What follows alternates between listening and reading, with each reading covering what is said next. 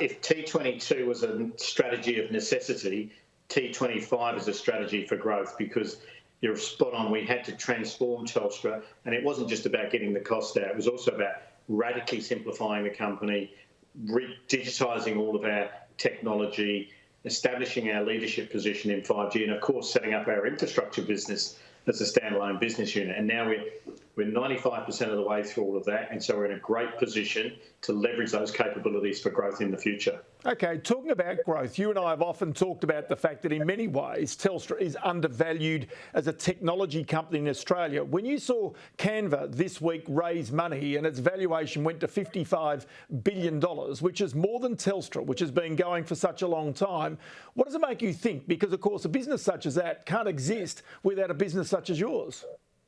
Yeah, well, it's a pretty astonishing valuation, and good luck to the guys. I mean, a great job, but it just shows you the contrast. I think their revenue reached about $1 billion. We do $1 billion every 2 weeks, so it just puts things in perspective. But they've got a great business, and I think we should be proud as Australians to see how well they've done. But what it does demonstrate to you is just the significance and the importance of the digital economy, and of course telecommunications is the foundation for the digital economy. So there's no problem with demand for our products and services. What we've got to do is try and make sure we can find ways to generate value from them for our customers, but for our shareholders. And that's what T25 is all about.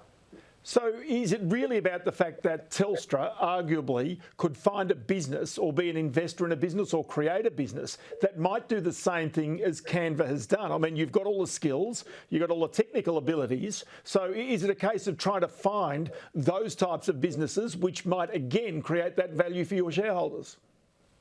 Well, I wouldn't say so directly, Ross. It's not about us trying to sort of necessarily find those, but it is about us actually building more software and technology capabilities to increasingly provide the applications and services that sit above the layer of the network that people want to use to really enable them to do things digitally that they need to do. And so that's really where it's about. Having said that, through Telstra Ventures, we are actually investing in companies like that. And in fact, of the 79 companies that we've invested in so far, 12 have actually hit unicorn status with a valuation of more than $1 billion, and 3 of those have gone on to be valued at more than $10 billion.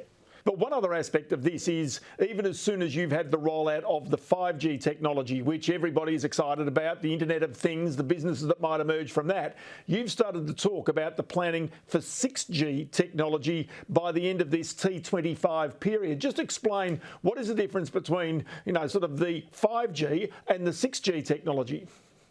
Well, what tends to happen is that about every decade or so in telecommunications technology, there is enough innovation that is occurring around things like speed and capacity and latency and resiliency and security to shift all of that innovation into a new standard for the industry, and that standard becomes the next G. I'm not suggesting we're going to launch 6G by FY25, but I certainly think it will be on the agenda, and we'll be talking about where are those standards going and when are they likely to launch. But I think one big distinction, going to your point about capital, is that historically, when you put in a new G, you have to roll out a whole bunch of new equipment. Whereas increasingly we're moving to a world where the equipment is software upgradable. So it means that we'll have to worry less about rolling out new actual physical equipment, but actually upgrading existing equipment using software to enable it for future technologies. And we already do that today. With the 4G that we roll out today, it is software upgradable to 5G.